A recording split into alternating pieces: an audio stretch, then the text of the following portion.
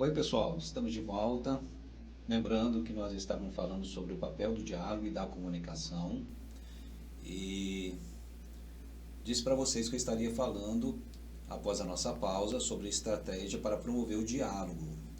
E eu quero trazer algumas estratégias que pode promover o diálogo funcional. Lembrando que o diálogo e uma comunicação assertiva, uma comunicação funcional, é importante para moldar tanto as crianças, os adolescentes, para que durante a sua trajetória existencial eles não recorram à substância psicoativa como forma de alívio para lidar com as frustrações e com as questões existenciais que surgem em nossa trajetória. E entre essas estratégias, eu quero trazer para vocês aqui a primeira, tempo de qualidade.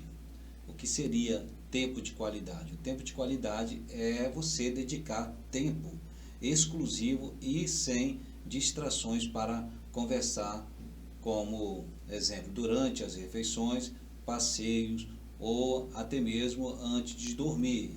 Então, dedicar tempo exclusivo e sem distrações é importante para você ter aí momentos de qualidade. A comunicação, a conversa, como durante as refeições, os passeios e até mesmo antes de dormir, é importante alimentar ou fomentar, esses momentos e dedicar tempos exclusivos para isso e sem distrações. Quantas das vezes, então, principalmente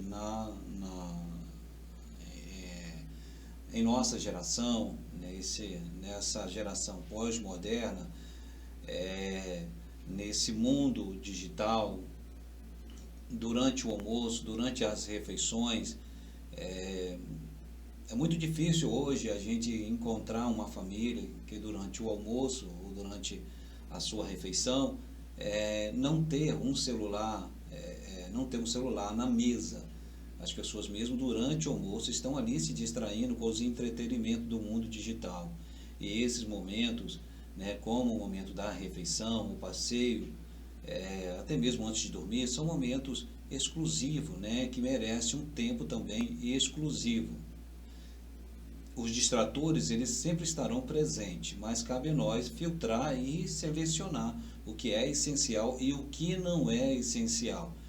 Então, investir em tempo de qualidade é pertinente, é uma estratégia para promover um diálogo funcional para um desenvolvimento que possa futuramente ou até presença ter no momento atual reduzir as possibilidades do indivíduo recorrer à substância por causa de alguma necessidade que não foi suprida.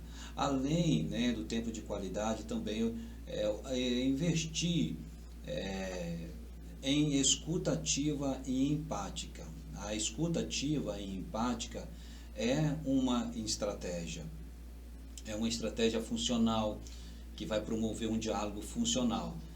O que seria a escuta ativa e empática? É você ouvir com a intenção de compreender o que a pessoa naquele momento ela está verbalizando ou comunicando, tanto de uma forma como uma comunicação verbal ou não verbal, mas que ela perceba que ela está sendo naquele momento escutada, que ela está tendo atenção naquele momento. Então, ouvir com a intenção de compreender, sem interromper ou julgar.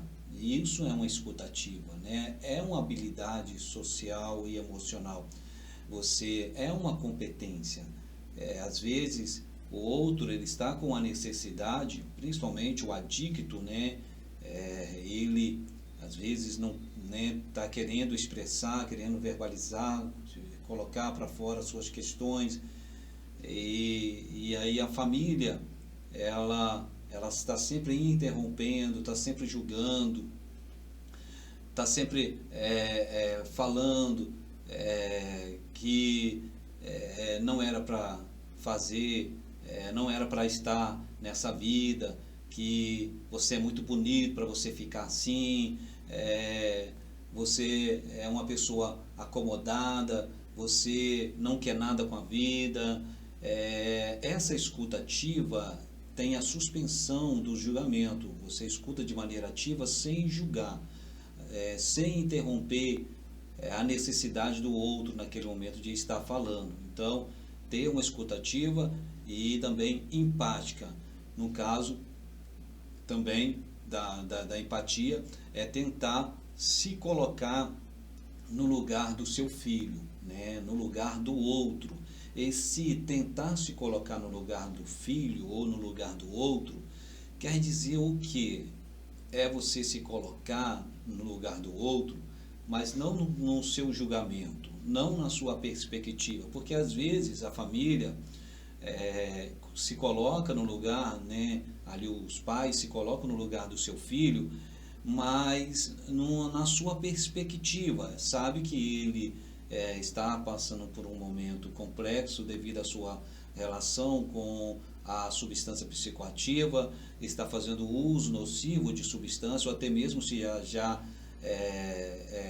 tem um diagnóstico de dependência química, se tornou dependente químico de alguma substância, sabe que é um adicto, mas todavia se coloca sabendo que ele está ali em sofrimento, mas sempre na sua perspectiva, né? Sempre julgando, dizendo que você está assim porque você quer, se você quiser você saía, a gente já fez de tudo que a gente podia e você não responde, é porque você não quer, se você quisesse você não estaria nessa condição.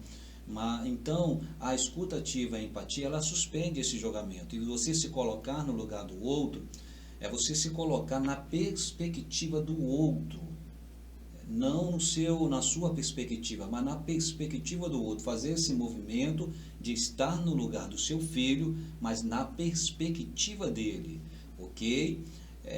Inclui também, no tocante à estratégia para mover diálogo, a validação de sentimentos. O que seria isso? É reconhecer e nomear as emoções do filho, né? Mesmo que não se concorde com a causa delas, você mesmo não concordando, mas você conseguir identificar e nomear a emoção que ele pode estar sentindo naquele momento. Será que ele está sentindo raiva? Será que ele está sentindo tristeza? Será que ele está sentindo angústia?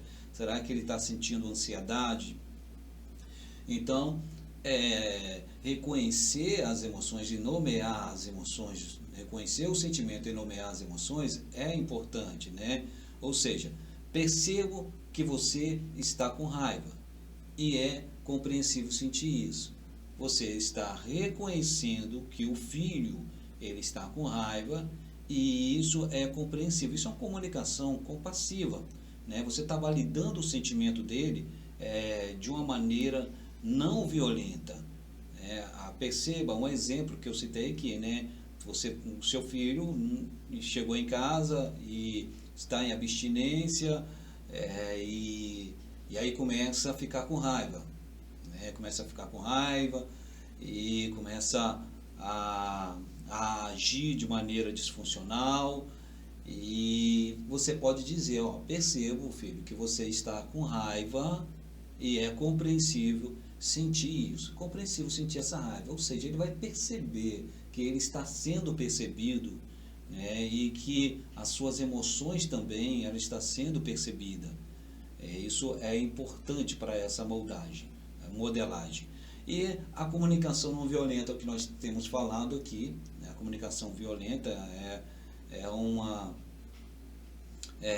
uma habilidade, né, socioemocional. Tem até um livro, né, Comunicação Não Violenta, de um psicólogo, me fugiu à memória agora o nome dele, mas nós necessitamos dessa comunicação. A ausência da comunicação não violenta, ela pode trazer aí, né, prejuízos, porque algumas necessidades elas não serão supridas, porque algumas emoções elas podem ser reprimidas, e aí a busca, né, para se relacionar com um falso objeto, né, o que nós estamos aqui, né, nomeando dessa forma, o falso objeto, que no caso é as drogas, que é a relação com o falso objeto, né, porque não é saudável.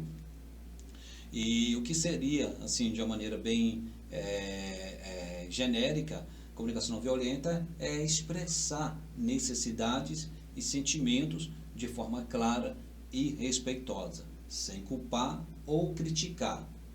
Focar, melhor dizendo, focar na necessidade do outro, né? Perceber ali o outro sem julgamento e de maneira assertiva. Exemplo, focar em eu sinto, em vez de você faz.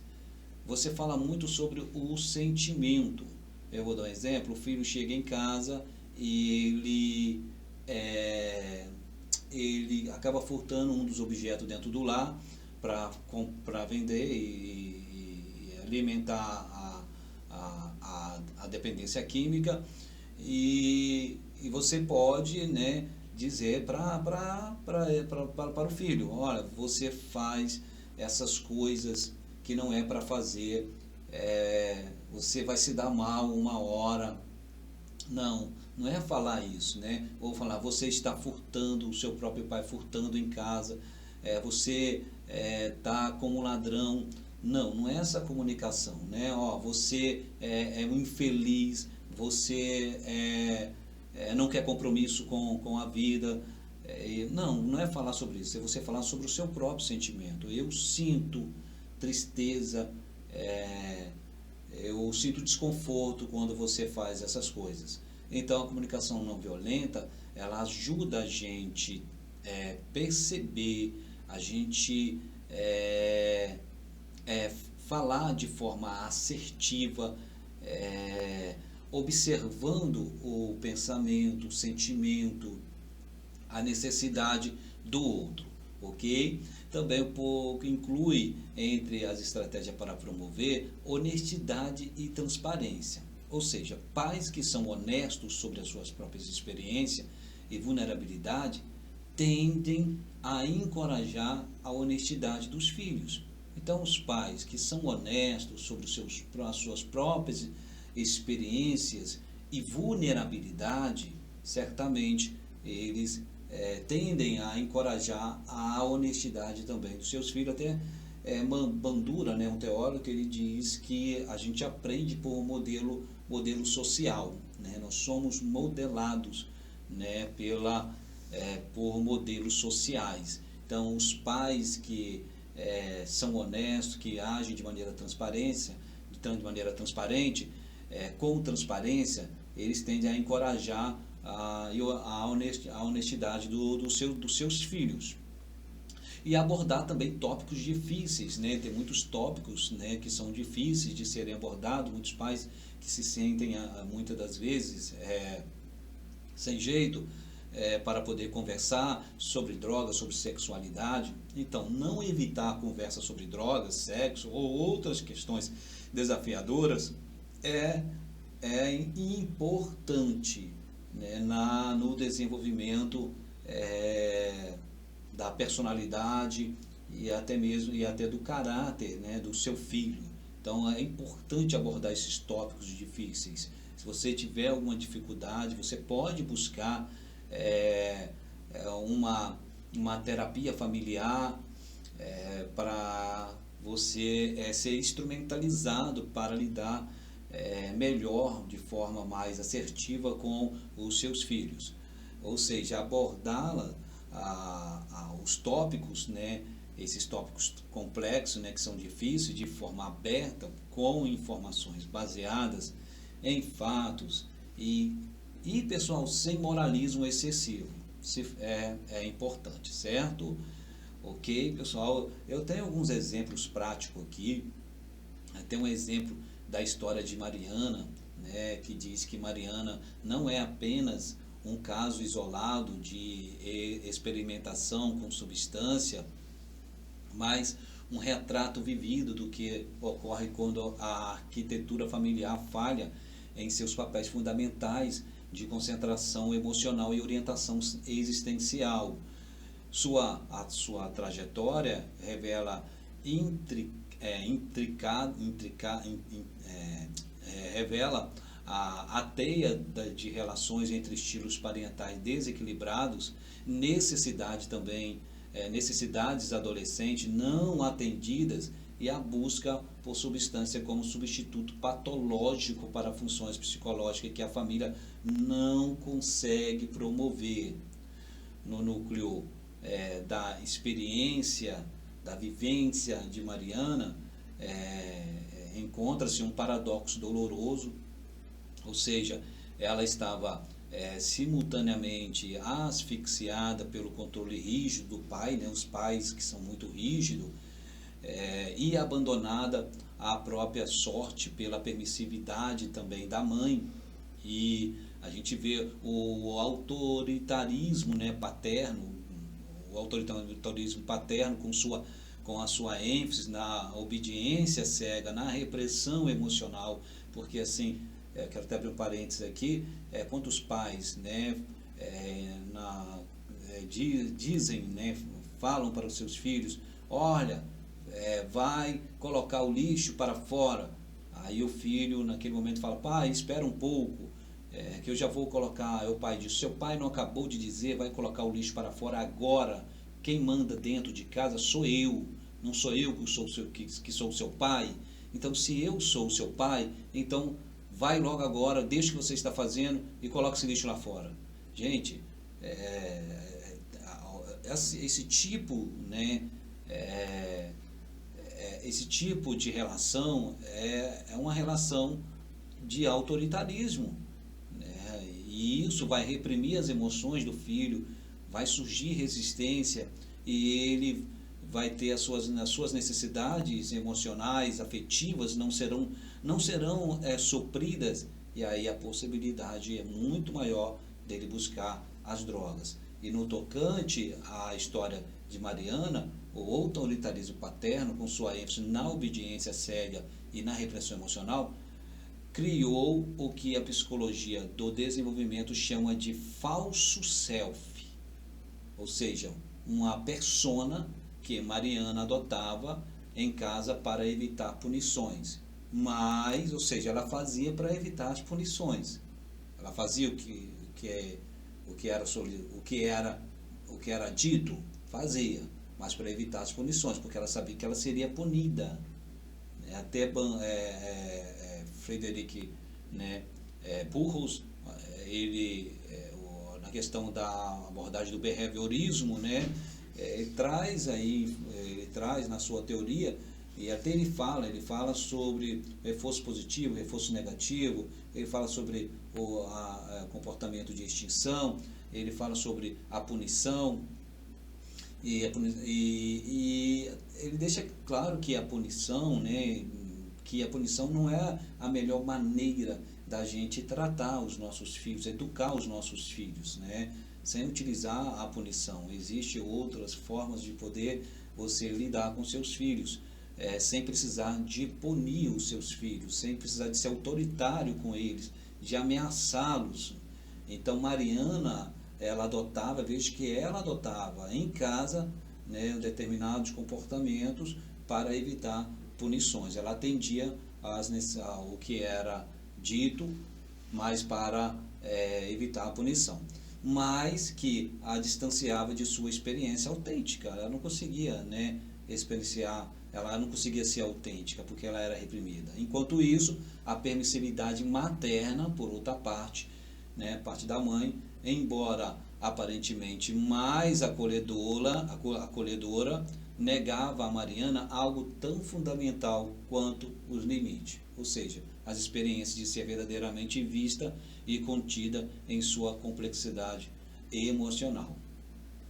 E este ambiente familiar, né, se torna um ambiente familiar paradoxal, ao mesmo tempo opressivo e negligente, que produziu em Mariana o que os teóricos do apego chamam de desorganização do vínculo. O vínculo ele está desorganizado, ou seja, a impossibilidade de desenvolver estratégia consistente para lidar com o estresse e a angústia. Quando confrontada com as pressões típicas da adolescência, a necessidade de pertencimento, a formação identitária, o desafio acadêmico, ela, Mariana, se viu em recursos internos para navegar por essas águas turbulentas. As substâncias emergiam então como uma solução multifuncional, ou seja, ao mesmo tempo, um ato de rebeldia contra a autoridade paterna, um analgésico para a dor do desamparo emocional e um passaporte para a aceitação grupal. E que a gente vê isso acontecer muito, onde os adolescentes, para se sentir pertencente, eles acabam cedendo à pressão dos pares para se sentir pertencente a determinados grupos, já que dentro da sua própria casa ela não se sente pertencente. Então, se esse adolescente não se sente pertencente em casa, ele vai vai buscar esse sentimento de pertencimento em outros grupos.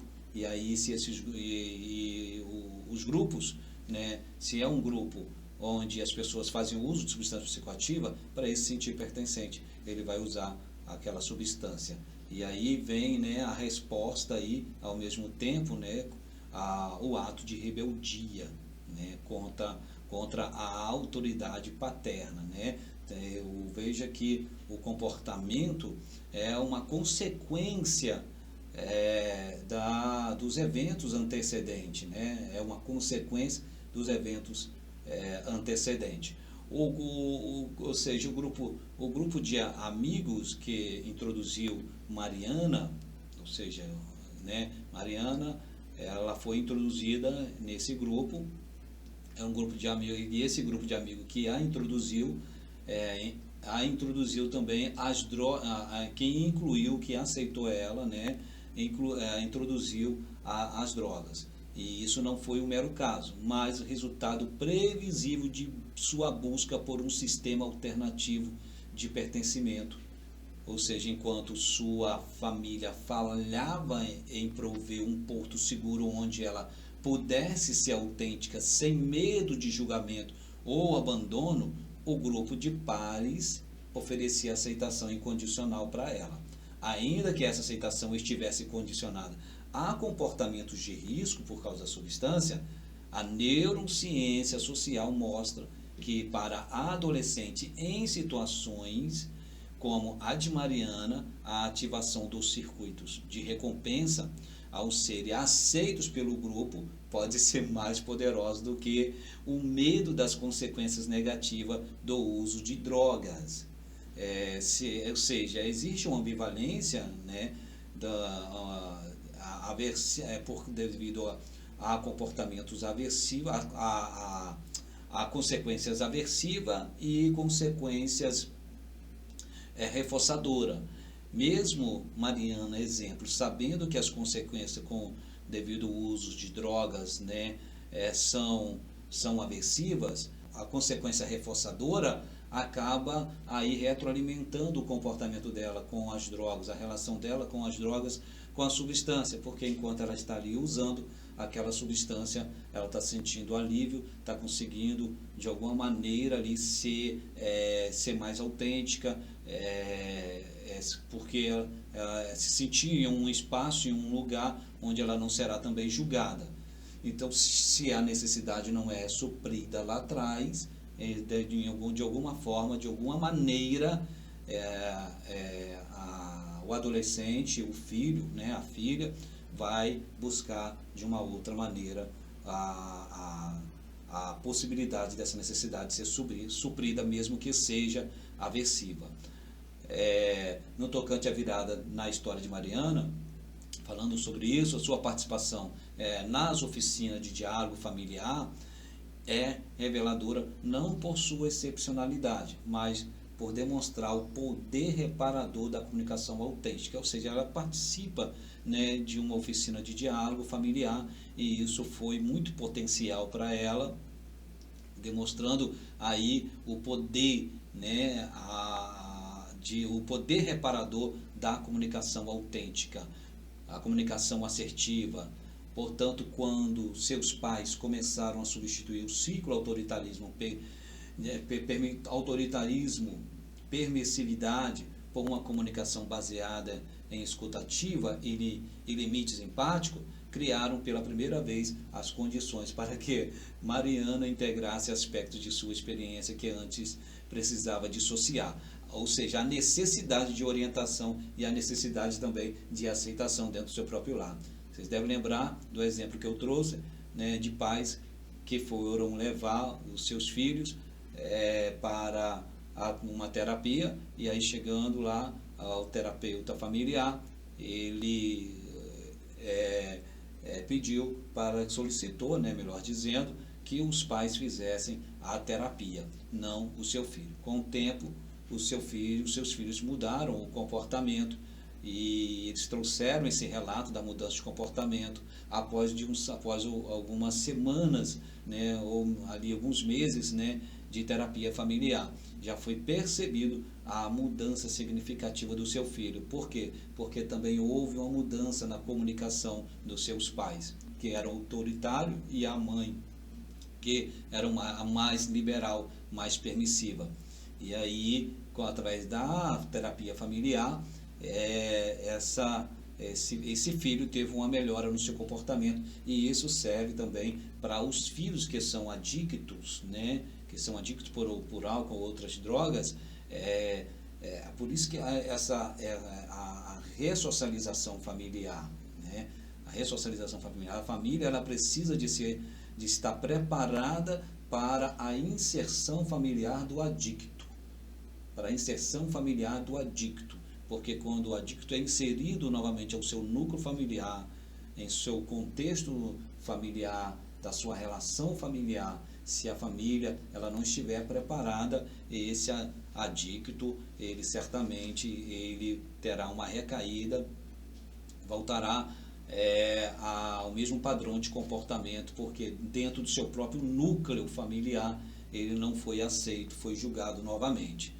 Ok, pessoal? Esse caso, né, de Mariana ilustra, né, perceba que traz clareza que a dependência química na adolescência raramente é sobre a substância em si, mas sobre o que a substância representa simbolicamente em um contexto relacional específico.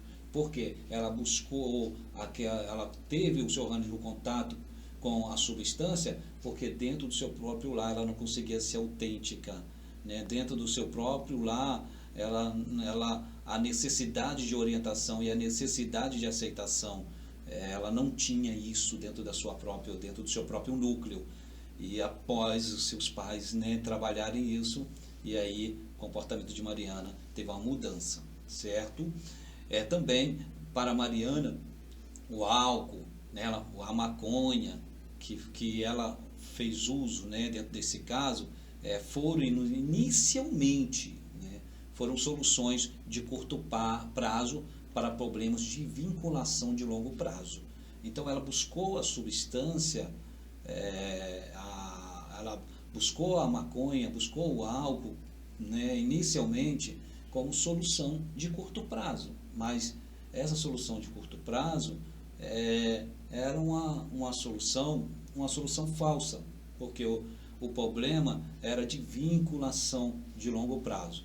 Portanto, a recuperação de Mariana só se tornou possível quando a família conseguiu oferecer alternativas mais saudáveis para essas necessidades fundamentais, né? Limites que orientam em vez de oprimir, aceitação que contém em vez de abandonar, diálogo que inclui tanto a fala quanto a escuta atenta. E esta lição, né, a lição mais profunda da jornada de Mariana, é que a prevenção e recuperação da dependência química em adolescentes exige muito mais que a informação sobre drogas, exige reconstrução de ecossistemas relacionais onde jovens possam encontrar o que buscavam nas substâncias, como alívio à dor da dor de existir, porque é isso, né? Muitas das vezes eles buscam a substância como alívio para a dor de existir,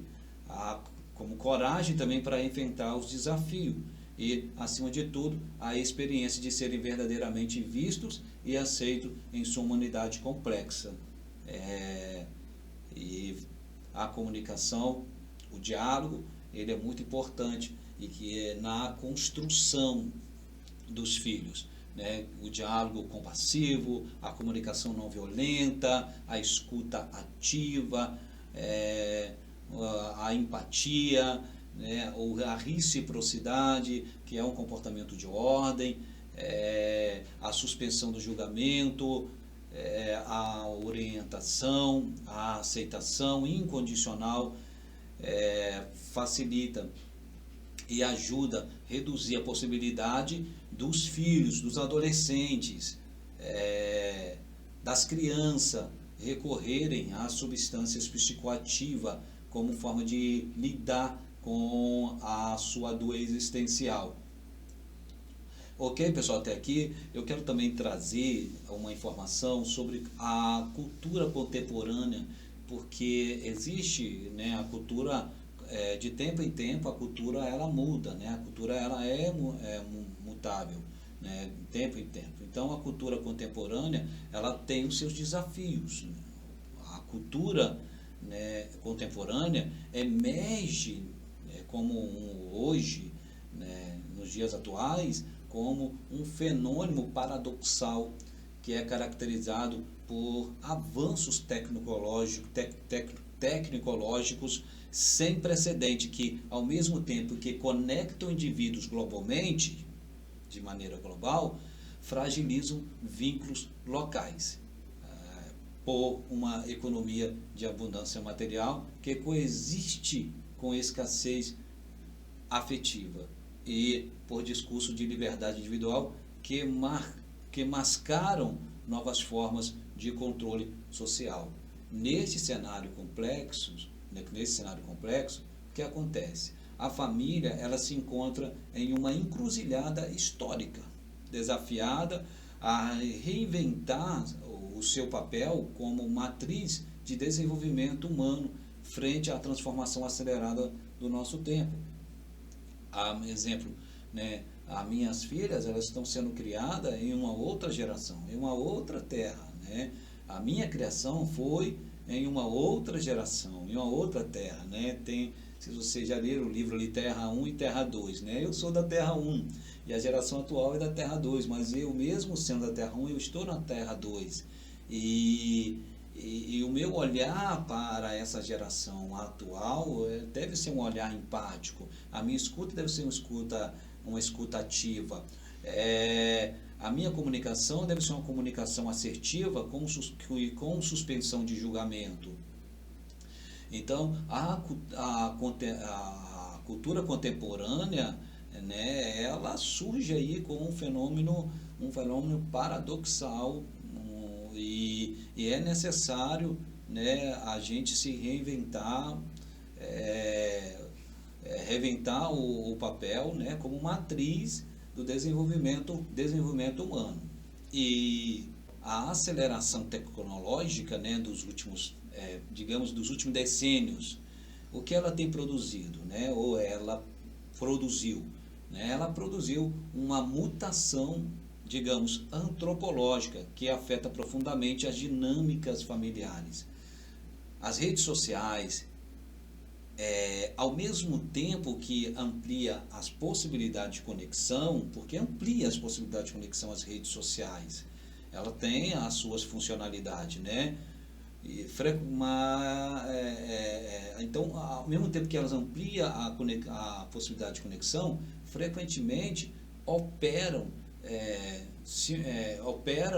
como simulacros de vínculos, oferecendo, ou seja, a ilusão de pertencimento sem a exigência de intimidade autêntica.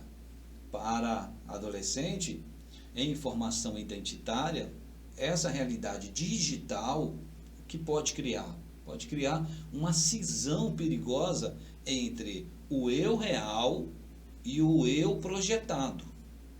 Com consequência,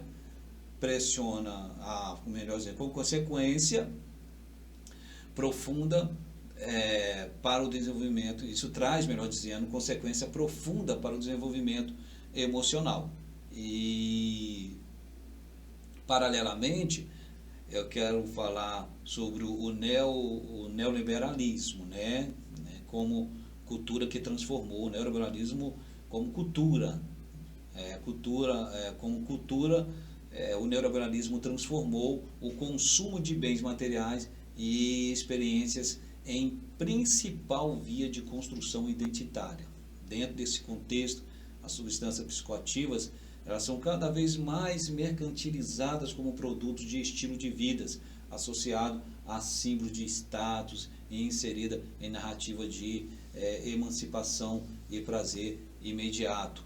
A gente hoje temos falado muito sobre o tráfico humano, quantos adolescentes estão marcando encontros com pessoas que não conhecem para se encontrarem e correndo o risco ali, de serem mortas, marcando também encontros para utilizarem substâncias psicoativas. A complexidade da contemporaneidade da cultura contemporânea, ela traz o seu desafio e a sua complexidade. O individualismo contemporâneo, a gente, ou melhor dizendo, por sua vez, o individualismo contemporâneo, ele minou progressivamente os sistemas tradicionais de apoio comunitário, que por séculos, gente, serviam como fatores de proteção contra diversos riscos psicossociais. A família nuclear, sobrecarregada com funções que antes eram distribuídas para redes mais amplas, vê-se muitas vezes despreparada para lidar isoladamente com os desafios do desenvolvimento na era digital, que ao mesmo tempo a pressão por desempenho em todas as esferas da vida, cria um mal-estar difuso que pode encontrar na substância psicoativa um alívio químico temporário, porém com alto custo existencial, um alto custo existencial, porque a consequência ela é danosa, a consequência ela é nociva. Os prejuízos em muitos momentos são até mesmo irreparáveis. E esse módulo que nós estamos aqui discorrendo, ele traz com muita clareza a importância das famílias se reposicionar criticamente frente às pressões culturais, com muita clareza, afinal, se a cultura atual ela cria vulnerabilidade específica para a dependência química, ela também oferece ferramentas inéditas para a sua prevenção, desde que saibamos decifrar suas contradições e também potencialidade. Ok, pessoal, eu acredito que eu esteja sendo claro, para vocês, lembrando que nós temos dentro do nosso material didático muitas informações, leituras importantes, principalmente a leitura da apostila, que a apostila ela se relaciona com a nossa fala aqui desse curso de capacitação. Então não deixa de ler a apostila, de acompanhar na apostila, de visitar os nossos materiais didáticos não, tá certo? E também de responder às questões, porque em cada módulo você vai perceber que tem algumas questões para você responder. Então não deixe de responder as questões não, tá certo? Existe a influência da mídia, e das redes sociais. As redes sociais, a mídia, ela traz aí muita influência, principalmente para os adolescentes, para as crianças, que muitas das vezes não sabem se relacionar com a mídia nem com as redes sociais. E a gente pode falar que o advento da era digital inaugurou uma nova ecologia do desenvolvimento humano, ou seja, onde as fronteiras entre, onde, né, melhor dizendo, as fronteiras entre online e offline se dissolvem, criando um contínuo existencial que configura profundamente o processo de construção identitária, socialização e gestão emocional. As plataformas digitais, longe de serem meras ferramentas de comunicação, transformaram-se em verdadeiros espaços de subjetivação, onde os jovens negociam diariamente o seu valor social através de métricas quantificáveis, né? A busca ali por likes, seguidores, visualização, enfim, né? Que funciona como uma nova moeda de reconhecimento existencial. E dentro desse contexto, a relação entre exposição mediática e vulnerabilidade à dependência química acaba revelando-se muito mais de forma complexa do que uma simples questão de influência comportamental, constituindo-se com um fenômeno multifatorial que envolve dimensões neurológicas, socioculturais e econômicas.